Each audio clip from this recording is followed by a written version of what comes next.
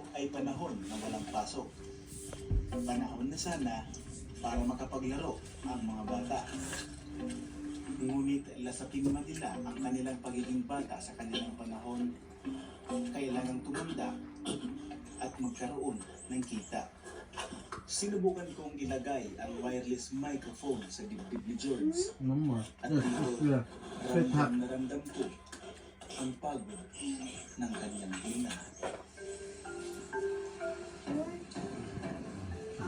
That's it. You share.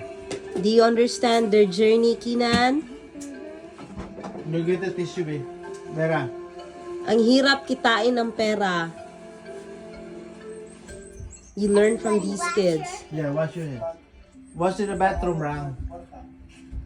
Ano man yung kagamitan? Balon. See? Wala. They work so they have baon for school, They Kinan. have to work to get money for their school Kanina ay needs. nagpahinga sila sa bandang gitna ng paahon.